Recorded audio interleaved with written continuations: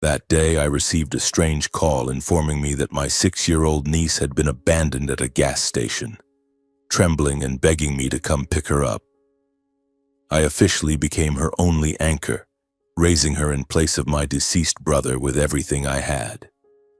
After 9 years, we had built a small, peaceful family, until her biological mother suddenly returned, crying and demanding to take her back.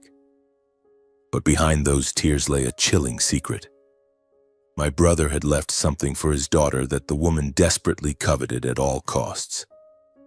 My name is Cooper Manning.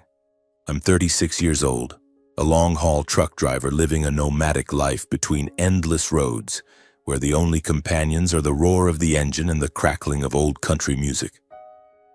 But the story I'm about to tell isn't about deliveries or lonely nights. It's about a night 9 years ago when I was 27, a night that changed my life forever. That evening it was bitterly cold, the kind of October-autumn chill where your breath turns to white vapor in the air. I was driving my old Peterbilt on Highway 70, hauling a load of lumber from Ohio to Indiana. The road was deserted with only my headlights flickering across the pitch-black pavement, like streaks of light struggling to break through the thick darkness. The radio in the cab was looping Sweet Home Alabama, but I was too distracted to care. My eyelids were heavy, exhausted after 10 straight hours behind the wheel. I took a sip of Red Bull, its bitter taste burning down my throat, trying to stay alert while calculating how long it would take to reach the nearest rest stop for a quick nap. Highway 70 at night is a different world. It's eerily quiet, with only the steady hum of tires on the road and the whistle of wind through the cracked window. Occasionally, an oncoming truck would flash by, its blinding headlights forcing me to squint. I liked the solitude of these night drives. They gave me time to think, to escape the noise of everyday life. Half dozing, my phone suddenly buzzed in my jacket pocket, shattering the silence. I glanced at the screen, a strange number, an unfamiliar area code. Frowning, I figured it was probably some persistent telemarketer or a wrong number. But a strange gut feeling, like an invisible whisper in my ear, urged me to answer. I pressed the button, my voice curt from exhaustion. "Hello, who's this?" A woman's voice came through, hoarse and urgent, as if she was struggling to hold back her emotions. "Cooper Manning? Are you Joan's uncle?" My heart pounded as if someone had just squeezed it tight. Joan, my niece. She was only 6, the daughter of my brother, Benjamin. Just hearing her name made my blood run cold. "Yeah, that's me," I replied, trying to keep my voice steady, but my hands were already trembling, gripping the steering wheel tightly. "What's wrong with Joan? Who's this?" The woman took a deep breath, as if searching for the right words. "I'm an employee at the Quick Stop gas station on Highway 70 near the old intersection. Joan, she's here. She said she wants you to come get her. Can you come? She doesn't look okay." My mind spun as if I'd been punched in the face. Joan? At a gas station? Alone? In the middle of the night? "What are you saying?" I asked, my voice rising with panic. "How could Joan be there? She's supposed to be with her mother. Are you sure you've got the right kid?" "I don't know," the woman replied, her voice shaky with concern. "She just gave me your name, said you're her uncle." She's sitting in a corner of the station, clutching a torn backpack, looking terrified. "Please come quickly, okay? I can't keep her here for long." I don't remember what I said next. I probably mumbled something, then hung up, my hands shaking so badly I nearly dropped the phone. I floored the gas pedal and the truck roared, tearing through the night like a wounded animal. The gas station was about 15 miles away, but every second felt like an eternity. My mind was a chaotic mess of emotions: shock, worry, anger, and a nameless fear. Joan, out there somewhere, alone in the freezing night. What the hell was going on? I drove faster than I should have, but the highway seemed to stretch on endlessly, each curve and mile dragging on as if deliberately slowing me down. The wind howled through the window, icy and sharp, a reminder that Joan was out there in that cold with no one to protect her. I flipped on the hazard lights, swerving into the oncoming lane to pass a sluggish truck, ignoring the blaring horns behind me. I didn't care. I just needed to get to Joan. I just needed to know she was safe. In my mind, Joan's image was vivid. Her big eyes, her messy brown hair, and that shy smile that made anyone want to pull her into a hug. The last time I saw her was a few months ago when I stopped by her mother Lauren's house to give her a birthday gift. I'd spent hours in a store picking out a small doll, something I thought she'd like. Joan hugged me tightly, whispering, "Uncle Cooper, I miss you." Her voice was so soft, as if she was afraid someone might overhear. I'd promised to come back soon, but work swept me away. Endless deliveries and nights sleeping in the cab made me forget that promise. Thinking back now, I felt like a failure. I'd left her alone for too long. I called Lauren immediately, my hands shaking so much I nearly dropped the phone again. The phone rang 3 times, each beep like a knife stabbing into my chest. Finally, she answered, her voice cold as ice. "What is it, Cooper?" "Lauren, what the hell is going on?" I yelled into the phone, unable to hold back. "I just got a call from a gas station. They said Joan's there, alone. Explain this to me." There was a moment of silence, then Lauren sighed, as if I was bothering her. "Yeah, she ran away. I don't know. She's disobedient, always causing trouble. If you can handle her, go ahead, I'm done." I was stunned, unable to believe my ears. "What did you say?" My voice cracked, trembling with rage. "Joan's 6 years old. 6! Do you understand? You're her mother and you're talking like she's a burden. Where are you?" "Don't yell at me," Lauren snapped, her voice sharp and cold. "I'm at home. Noah and I are busy. If you want to play the hero, be my guest. I don't care anymore." Then she hung up, leaving me with the dry, echoing beep in my ears. I wanted to smash the phone, to scream, but there was no time. I pressed the gas pedal harder, the truck shaking as if it might fall apart. The highway stretched out before me, my headlights illuminating the faint white lines on the road. With every mile, a storm was brewing inside me. I tried to push the painful thoughts away, focusing on the road ahead. But Joan's image haunted me, her big eyes, her messy hair, and that shy smile I loved so much. I wondered what she was thinking, how scared she must be. She was probably staring into the darkness, hoping I'd come, hoping someone would save her from the fear surrounding her. I knew Joan was sensitive, easily hurt.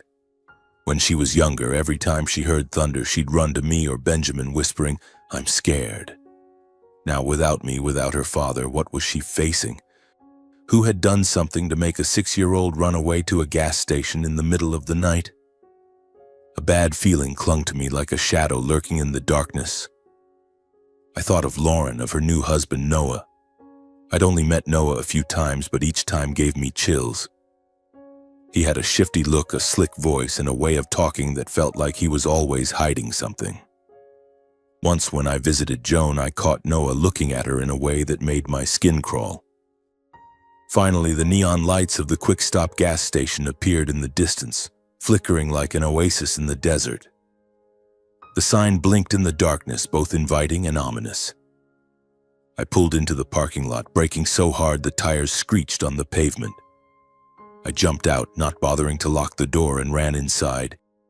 Inside the gas station, the air was thick with the smell of oil and burnt coffee. A woman behind the counter, probably the one who called me, looked at me with worried eyes. "Are you Cooper?" she asked, her voice soft but urgent. "Yeah, that's me." "Where's Joan?" I nearly shouted, my eyes scanning the small room. A few customers near the coffee machine glanced at me, but I didn't care. She pointed to a corner of the room. "Over there." She wouldn't come inside, just stayed out there. I ran to the back door, my heart pounding. And then I saw her. Joan, tiny and curled up in a thin jacket, sitting on the curb next to a trash can.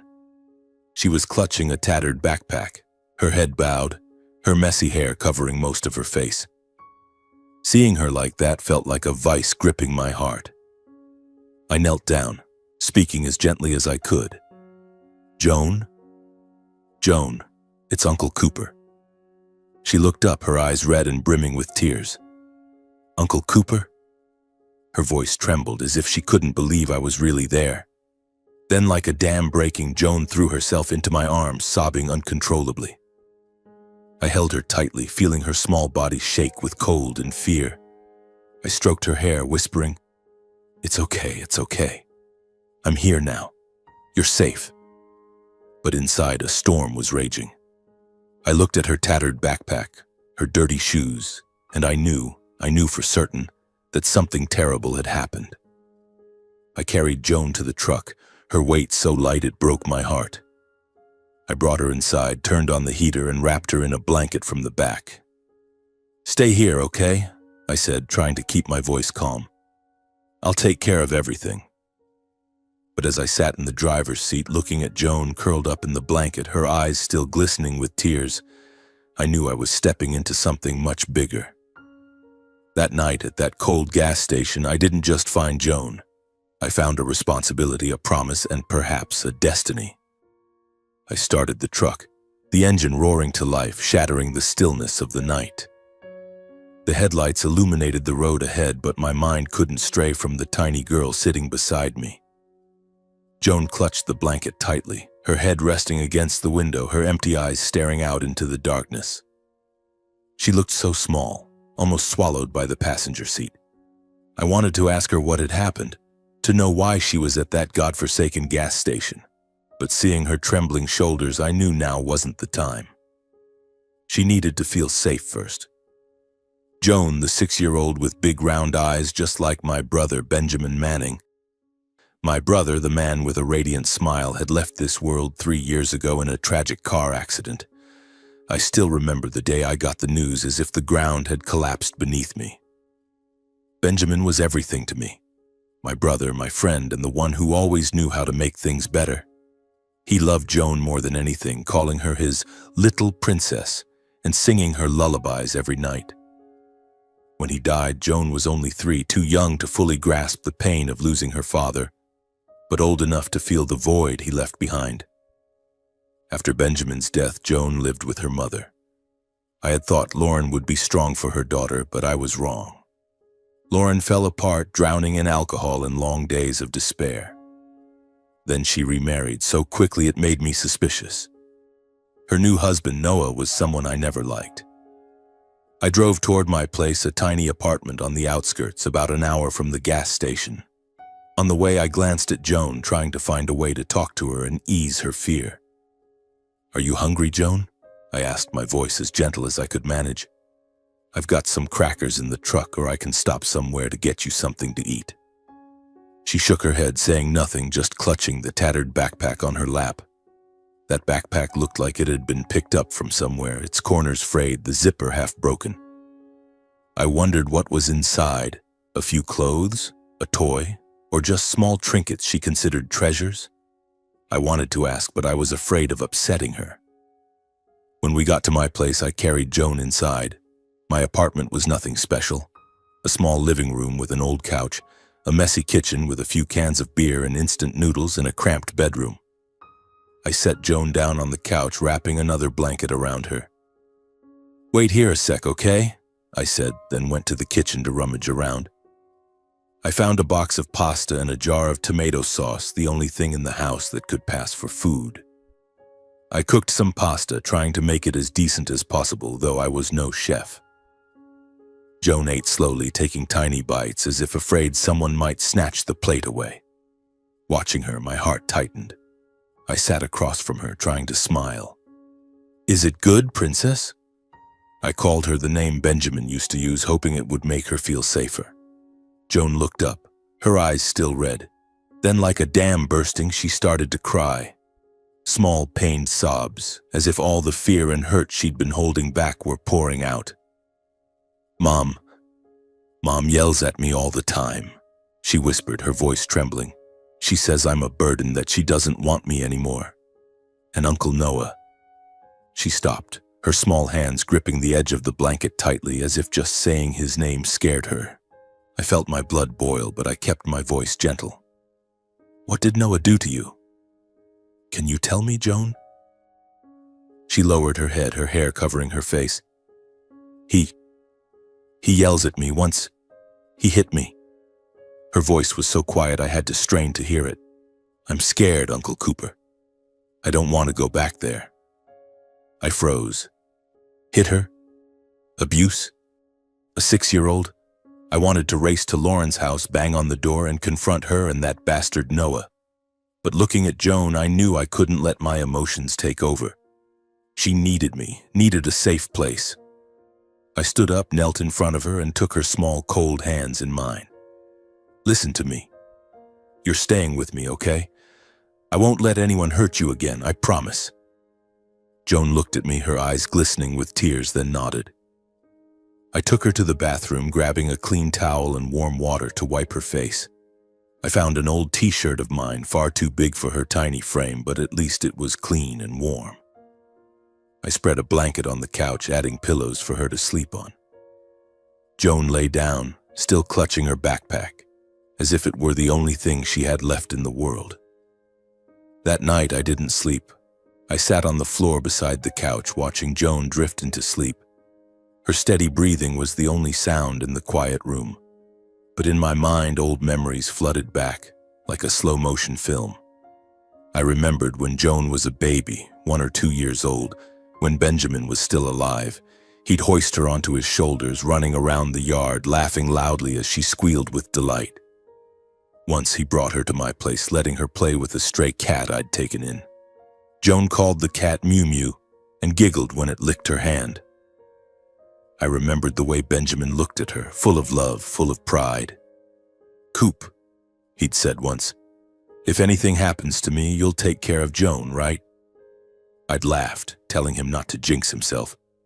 But now those words felt like a curse haunting me. I looked at Joan, sleeping soundly but still frowning, as if even in her dreams she was running from something. I wondered what I'd do next. Me, a truck driver, living alone, clueless about raising a child, now responsible for a 6-year-old. But looking at Joan, I knew there was no turning back.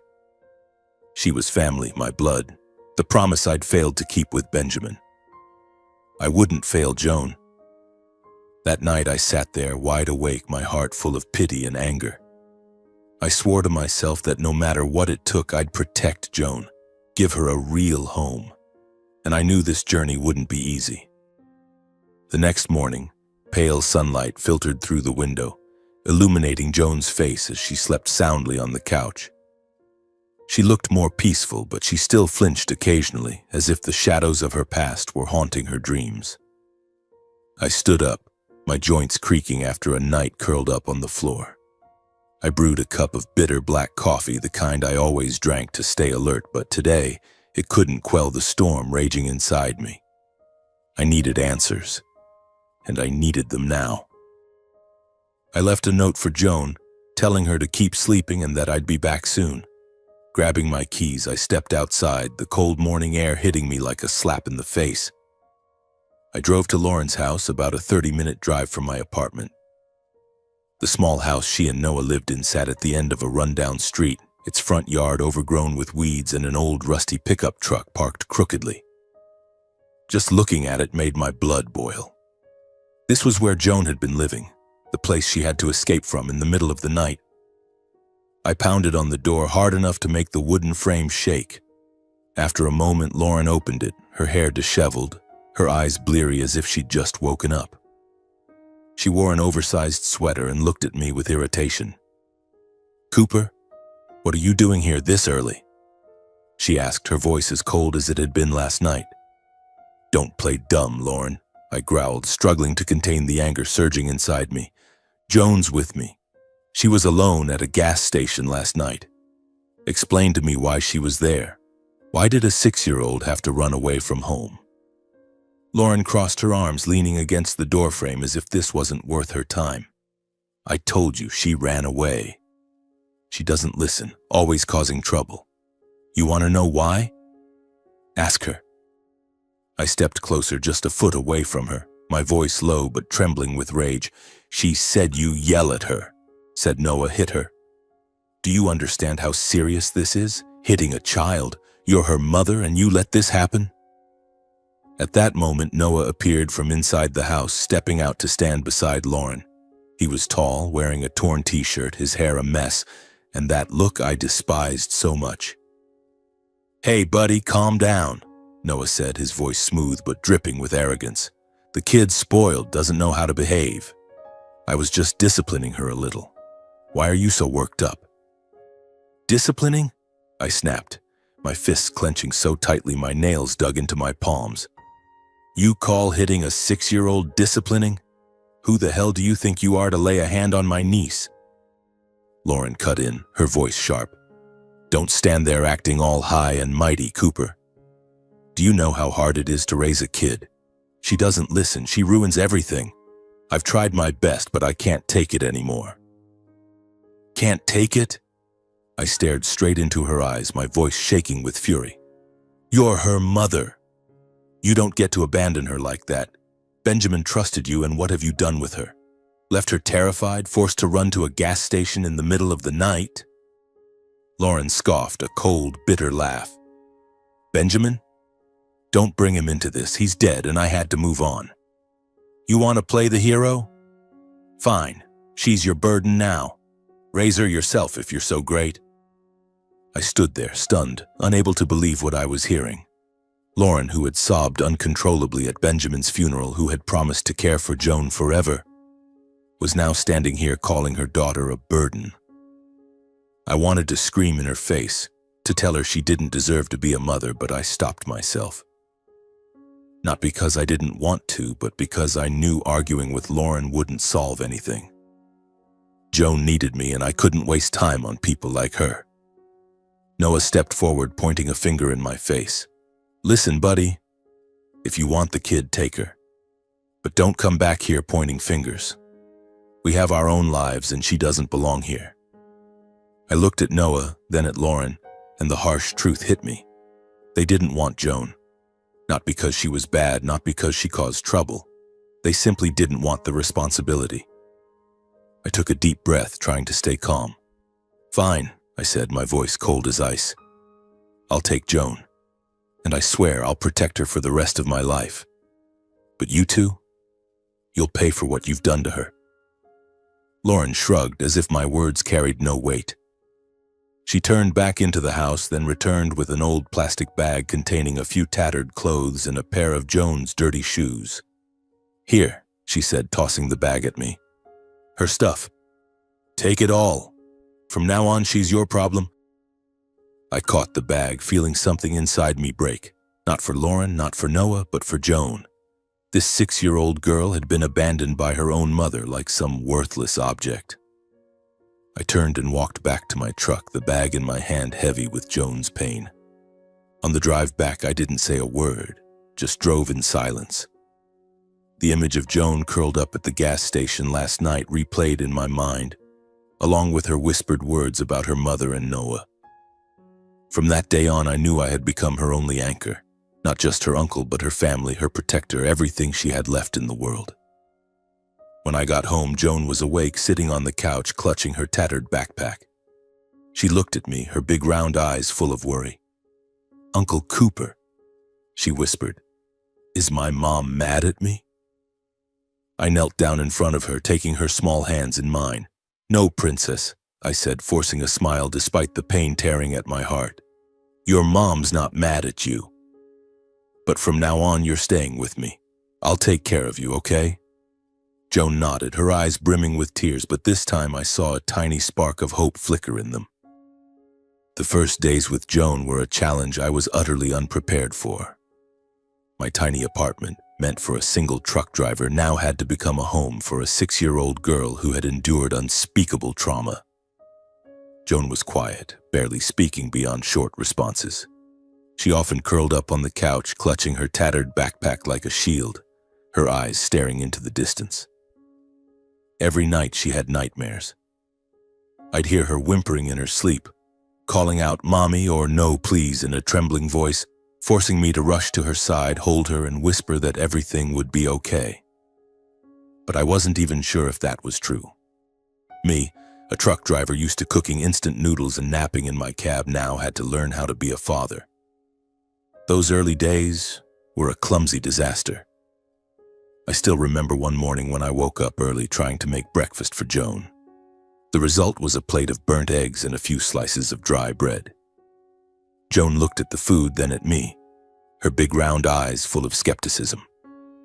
"Uncle, are you sure this is edible?" she asked in a tiny voice tinged with mischief. I burst out laughing, the first time since that fateful night, and promised I'd learn to cook properly.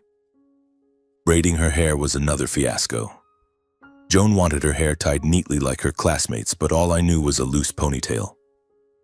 The first time I made a mess of it, her hair looking like a bird's nest. Joan looked in the mirror, giggled, and then taught me how to brush and tie it tighter. "You have to be gentle like Mom. Like my teacher at school," she said, her voice faltering when she mentioned Lauren. My heart clenched, but I just nodded, trying to follow her small steps. I started rearranging my life.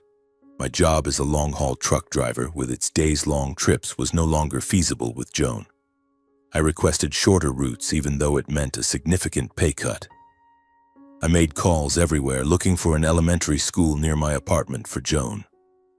Luckily, a nearby public school agreed to enroll her, though I had to scramble to handle paperwork and convince them I was qualified to be her guardian. Every time I saw Joan in her thin jacket carrying her tattered backpack to school, I told myself I had to do better, to give her the life she deserved. But Joan struggled to fit in.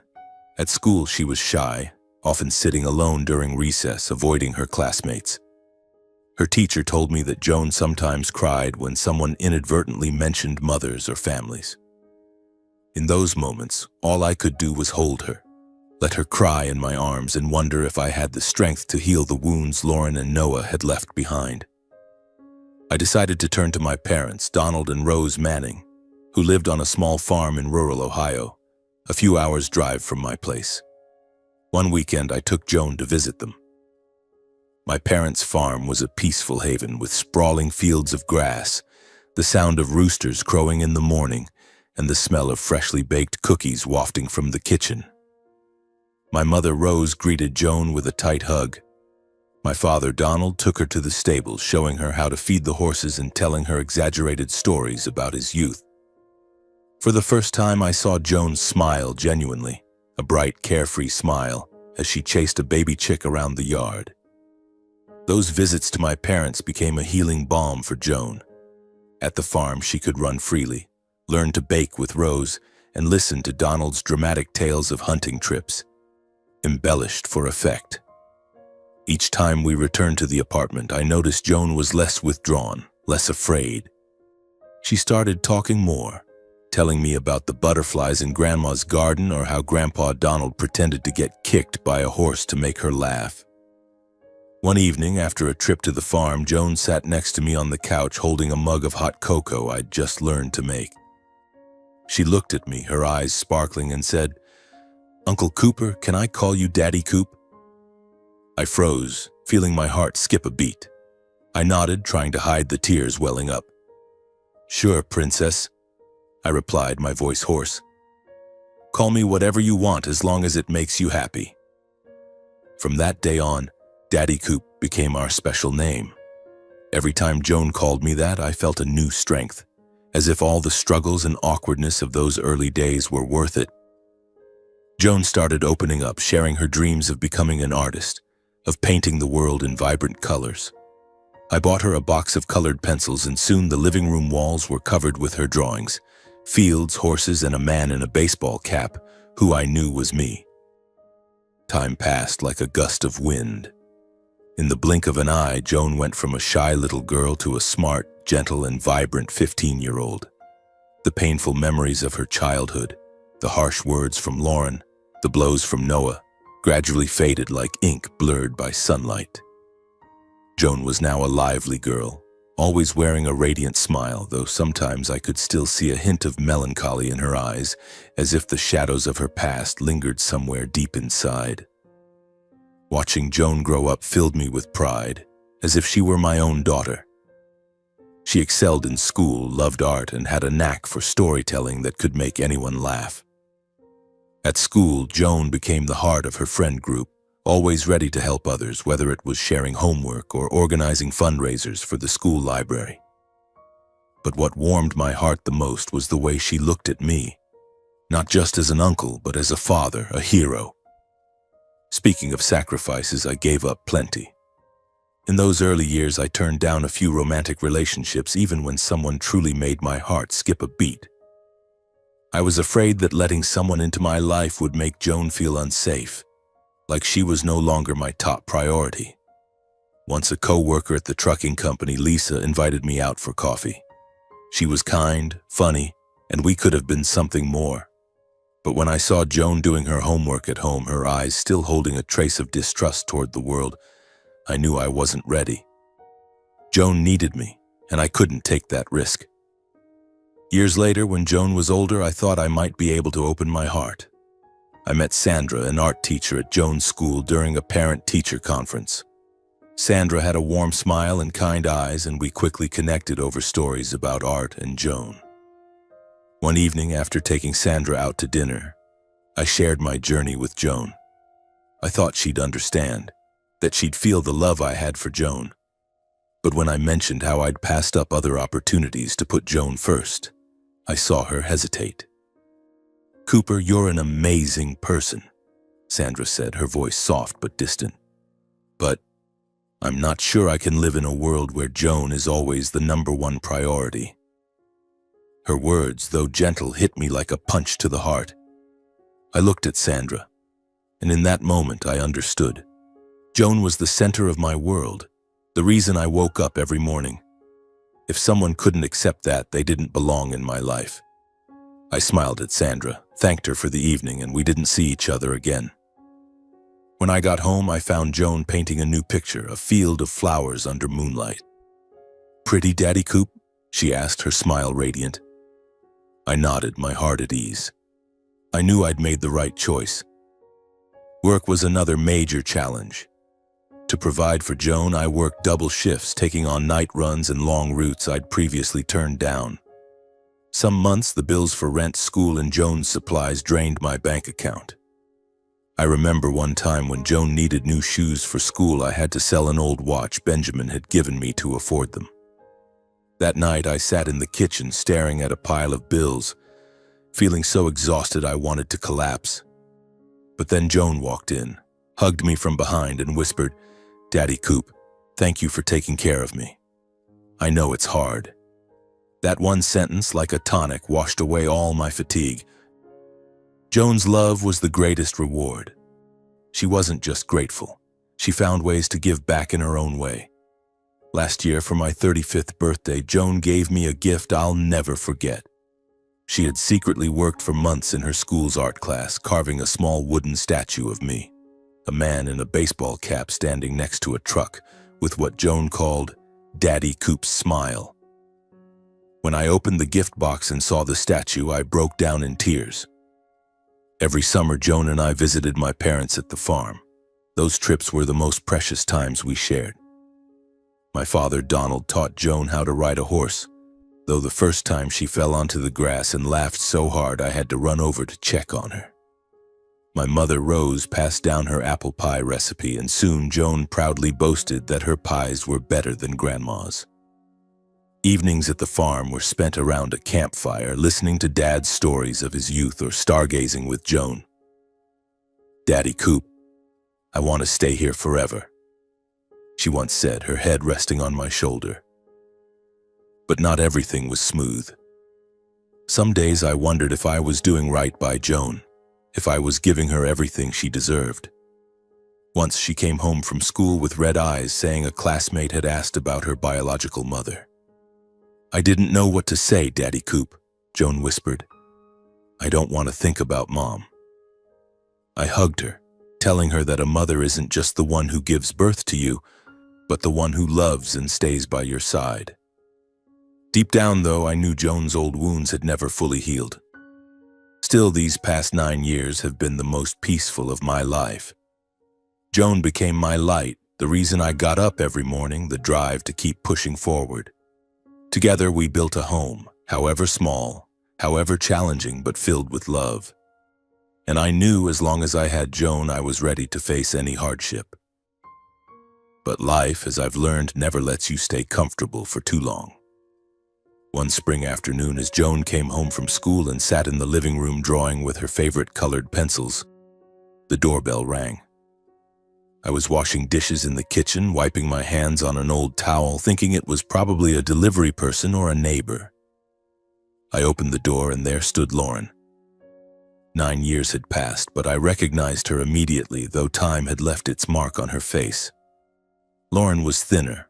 Her hair dyed a brassy blonde, but her eyes were still sharp, now glistening with tears. She wore a green coat, clutching a cheap bouquet of flowers and a small gift bag. "Cooper," she said, her voice trembling. I came to apologize." I stood frozen, my hand gripping the doorknob as if I needed it to keep from falling. Lauren, the woman who had thrown out Joan's things like trash, who had called her a burden, was standing at my door with tears and an apology. I couldn't believe it. "What do you want, Lauren?" I asked, my voice dry, unable to hide my suspicion. She took a deep breath, wiping her tears with the back of her hand. "I know I was wrong, Cooper. I treated Joan terribly, and you too. I've lived a misguided life, but now I want to make amends. I want to see Joan, to start over." I stared at Lauren, searching for sincerity, but all I felt was unease. I wanted to slam the door and tell her to get lost. But a part of me hesitated. I thought of Joan, of the times she cried missing her mother, of the question she asked 9 years ago. "Is Mommy mad at me?" No matter how awful Lauren had been, she was still Joan's biological mother. If I shut her out, would Joan resent me later? Would she regret not having given her mother a chance? "Wait here," I said coldly, then turned back inside. Joan was sitting on the sofa, looking up as I approached. "Who is it, Daddy Coop?" she asked, her voice curious but tinged with worry. I knelt in front of her, taking her hands, trying to keep my voice gentle. "It's your mom. She wants to see you. Do you want to talk to her? If you don't, I'll tell her to leave." Joan bit her lip, her big round eyes staring at the floor as if wrestling with herself. "Mom, she really wants to see me?" she whispered, her voice full of doubt. I nodded, my heart heavy. Joan was silent for a moment, then said, "I'll see her. But can you stay with me, Daddy Coop?" "Of course, Princess," I replied, squeezing her hand gently. I led Joan to the door, standing right beside her like a protective wall. Lauren looked at Joan, and for a moment I saw her eyes flash. Not quite with love, but with a strange longing that gave me chills. "Joan," Lauren said, her voice soft, almost syrupy, "I'm so sorry, sweetheart. I was wrong to let you go. I've missed you so much." She knelt down, offering the gift bag to Joan. "I got this for you. Open it." Joan took the bag but didn't open it right away. She looked at Lauren, then at me, her eyes full of caution. "Thank you," she said, her voice small but firm. "But why are you here now?" Lauren hesitated, then forced a strained smile. "I've changed. I want to make it up to you. I want to be part of your life." I stood there, watching Lauren's every move, every glance. I wanted to believe she was genuinely remorseful, but something in her voice and the way she looked at Joan made me distrust her. Joan, though only 15, sensed it too. She kept her distance, not rushing into her mother's arms as other children might have. Instead, she held my hand, as if to reassure herself that I was still there, still her anchor. Lauren stayed for about an hour, telling stories about how she had turned her life around, how she had left Noah and now wanted to focus on Joan. She gave Joan a cheap necklace, promising to visit regularly. Joan nodded, polite but distant, and I knew she wasn't ready to open her heart. When Lauren left, she hugged Joan, but I saw Joan stiffen, not returning the embrace. That night, after Joan went to bed, I sat in the kitchen, staring at the necklace Lauren had left behind. I wondered if I should give Lauren a chance for Joan's sake, but deep down, I knew something was off. Lauren hadn't come back out of love. There was a secret, a motive, and I was determined to find out what it was before it could hurt Joan again. and the answer seemed to come almost immediately. About half an hour later, Joan's bedroom door creaked open. She stepped out, her hair disheveled, clutching a pillow, her big round eyes shimmering with worry. "Daddy Coop," she whispered, "I can't sleep." I stood up, pulling a chair for Joan to sit beside me. "Come here, princess," I said gently. "Want some hot cocoa? Or tell me what's on your mind?" Joan sat down, hugging the pillow tighter, as if she needed something to hold on to. She was quiet for a moment, then whispered so softly I had to lean in to hear. "I remember Mom saying, if it weren't for the $1 million trust fund Dad left, she would have put me in an orphanage." I froze. My heart skipped a beat and the small kitchen suddenly felt suffocating. "What trust fund, Joan?" I asked, my voice hoarse, struggling to stay calm so as not to scare her. "What did your mom say about it?" "When?" Joan bit her lip, her eyes fixed on the floor. "I don't remember exactly. It was a long time ago when I was little. She was talking to Uncle Noah and I overheard. She said Dad left a big trust fund for me, but she didn't want me to know." My blood ran cold. A trust fund? This was the first I'd heard of it. For 9 years I'd worked myself to the bone, driving day and night, even selling Benjamin's watch to provide for Joan, completely unaware of any trust fund. And Lauren, she had hidden it from me, from Joan, for what? Suddenly her return today clicked into place like a perfect puzzle piece. Lauren hadn't come back out of remorse. She came back for the money. I pulled Joan into my arms, hiding the rage boiling inside me. "Thank you for telling me, princess," I said, stroking her hair. "Now go to bed, okay? I'll handle this.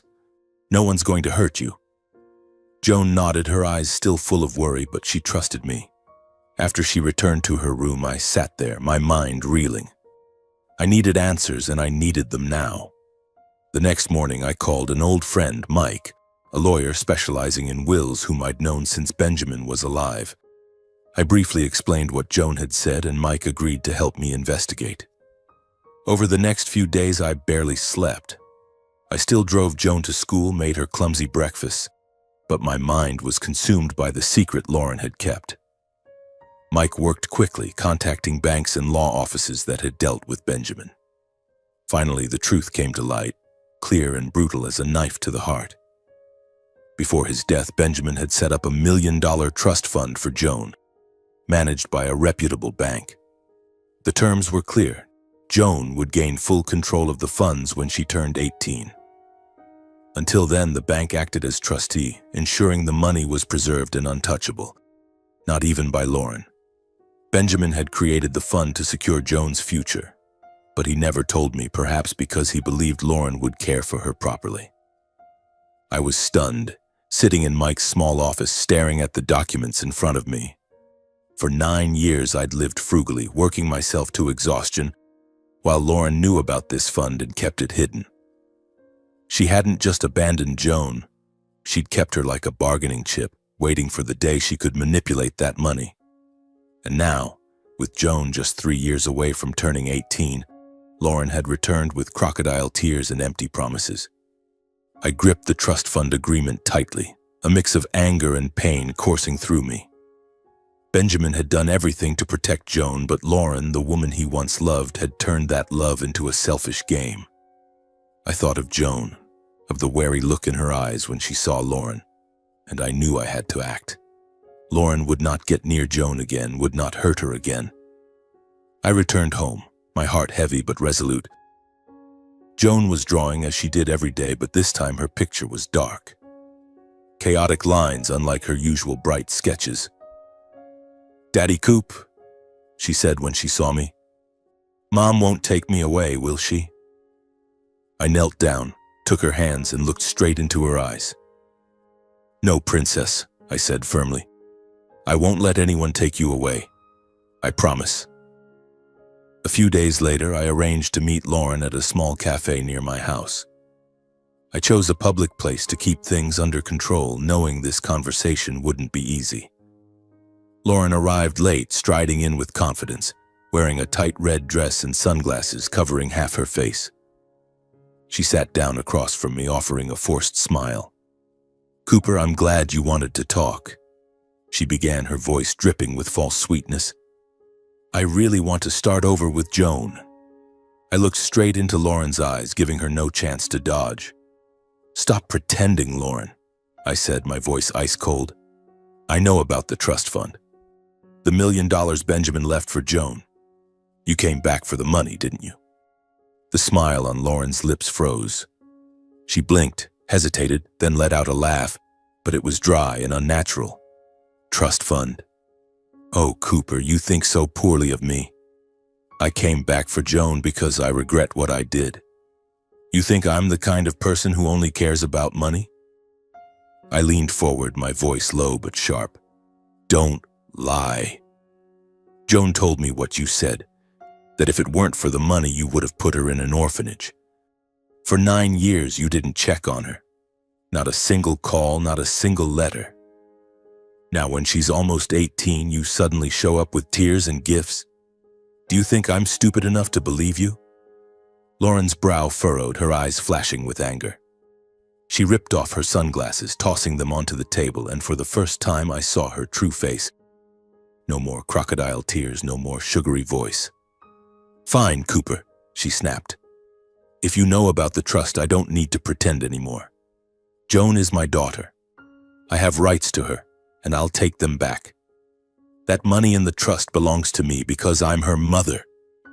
I clenched my fists under the table, fighting to contain the rage boiling inside.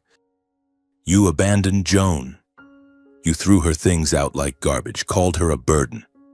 Now you want to come back not for her, but for the money? You don't deserve to be her mother." Lauren shot to her feet, pointing at my face. "You have no right to judge me, Cooper. Joan is my daughter, and I'll take her back. If you don't agree, we'll see each other in court. I'll hire a lawyer and I'll get custody. You're just a truck driver. Do you think you can fight me?"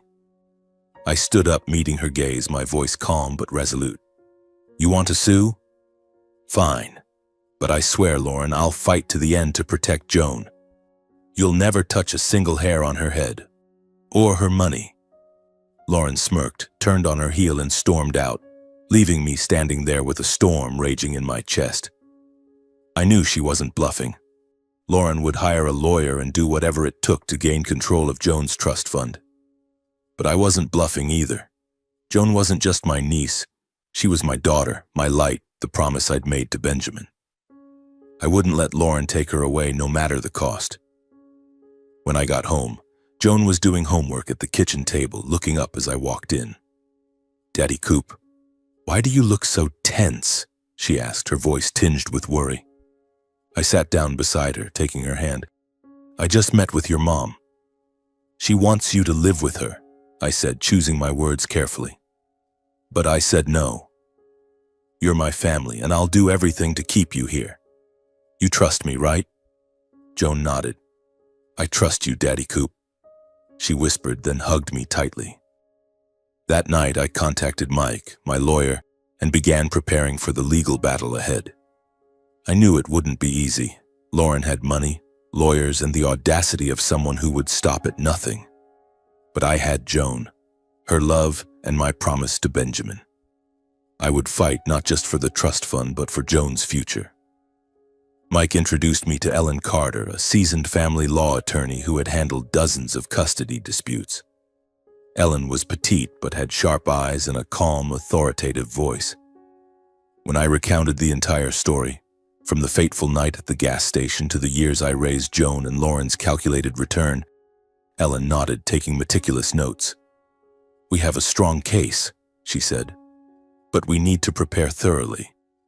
Lauren won't give up easily, especially with that kind of money involved." Ellen and I set to work gathering evidence. First, we needed Joan's testimony. I was hesitant to ask her, afraid that revisiting the past would hurt her. One evening, I sat with Joan on the sofa, keeping my voice gentle. "Princess, I need you to tell me about what happened when you lived with your mom and Noah. I know it's hard, but this will help us keep you here with me." Joan bit her lip, her hands clutching the hem of her shirt. "I'm not scared of them anymore, Daddy Coop," she whispered. If talking about the bad times helps me stay with you, I'll do it." I hugged her, feeling the strength and maturity of a 15-year-old girl. When Ellen visited our home, Joan recounted those dark days, how Lauren berated her, called her a burden, how Noah yelled in her face or raised his hand when she spilled a glass of water. Joan's story, though told calmly, tore at my heart. Ellen recorded it, her eyes flashing with anger but also determination. Next, we contacted Child Protective Services, CPS. Fortunately, Joan's abandonment at the gas station years ago had been documented, though no formal charges were filed since I took her in immediately. The CPS record was powerful evidence of Lauren's failure as a mother. I also returned to the Quick Stop gas station, tracking down the woman who had called me that night. Now the station manager, she vividly remembered Joan shivering by the trash cans and agreed to testify. Additionally, Ellen found a former neighbor of Lauren's who had witnessed Noah's abuse and overheard Lauren's cruel words to Joan. On the court date, I wore my only worn-out suit, feeling like a truck driver out of place in the world of law. Joan sat beside me dressed in a simple green dress, her hair neatly braided, by me after years of practice. She held my hand, her fingers cold but her gaze steady. "I'm not scared, Daddy Coop," she whispered. "I know you'll protect me." In the courtroom, Lauren appeared transformed. She wore a long gray dress, her hair pinned up, her eyes glistening with tears, looking like the embodiment of remorse. Before the judge, she spun a carefully crafted story. That she had made mistakes after losing her husband, that she had changed, left Noah and now only wanted to be a good mother to Joan. "I know I was wrong to abandon her," Lauren said, her voice choking, tears streaming down her cheeks. "But I'm Joan's biological mother. I deserve a chance to make it right." I stared at her, my blood boiling. Ellen placed a hand on my shoulder, whispering, "Stay calm, Cooper. Let me handle this." And she did, as promised. Ellen presented the evidence with clarity and precision. The CPS report was submitted detailing how Lauren had abandoned Joan at the gas station when she was just 6. The gas station manager's testimony described Joan trembling, clutching a tattered backpack, silencing the courtroom. Lauren's former neighbor recounted hearing Joan's cries and Lauren's vicious words. But the decisive moment came when Joan took the witness stand. In her green dress, her voice trembled but remained clear. "My mom doesn't love me," Joan said, looking directly at Lauren. "She called me a burden, said I ruined her life. Noah hit me and she didn't stop him.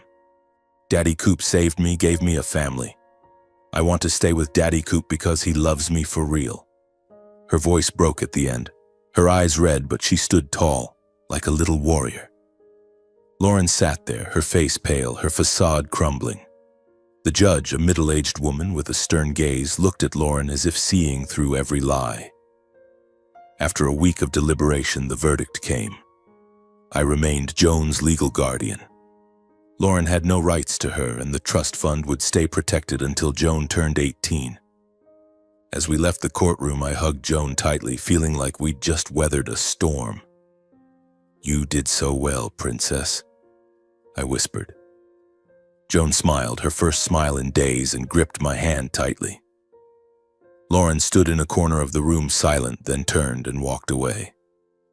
I didn't know what she'd do next, but I knew one thing. She was no longer a threat. We stepped out of the courthouse, the gentle spring sunlight streaming down as if to soothe the tense months we'd just endured. Joan lifted her head, taking a deep breath, and I saw her eyes shine, as if an invisible burden had been lifted. I knelt down, pulling her into my arms, whispering, "You're safe now, Princess. I'll never let anyone take you away again. I promise." Joan hugged me tightly, saying nothing, but her embrace spoke volumes. Trust, love, and the home we had built together. Lauren, after the trial, became the subject of scorn. News of the case spread not just in our small town, but through stories circulating on social media. People called her the cruel mother, the woman who abandoned her daughter for money and returned only to fight for the trust fund. Old neighbors, friends, even those who once knew Lauren turned their backs on her. She lost everything. Not just custody of Joan, but the last shred of her dignity. I didn't know where Lauren went after that, and I didn't care. She had chosen her path, and Joan was no longer part of her world. A few weeks after the trial, Joan and I returned to our normal routine. She went back to school, continued drawing vibrant pictures, and dreamed of becoming an artist. One evening, as we sat down to dinner, a spaghetti meal I'd finally learned to cook decently, Joan suddenly put down her fork, looking at me with a serious expression. "Daddy Coop," she said, "when I turn 18, I'll get the money from Dad's trust fund, right?" I nodded, unsure where she was going with this. "Yes, Princess. That's the money your dad left for you to give you a good future." Joan smiled, a smile both mischievous and warm. "I've been thinking. When I get the money, I'm going to buy you a new car. Not that old truck, but a nice one so you don't have to drive night routes anymore. And I'll buy a new house, a proper one with a garden so you can plant trees like you used to talk about in your dreams." I was stunned, my hands trembling with an indescribable emotion. I looked at Joan, trying to say something, but my throat tightened. The years of working myself to exhaustion, the sleepless nights worrying about her, the times I put her first over every opportunity, all of it came rushing back, not as a burden, but as a gift. I broke down, crying not from fatigue or sorrow, but from happiness. "You don't need to do that, Joan," I said, my voice hoarse. "All I need is for you to be happy." "But I want to," Joan replied, grasping my hand across the table. "Because you've given me everything, Daddy Coop. I want you to know how much I love you."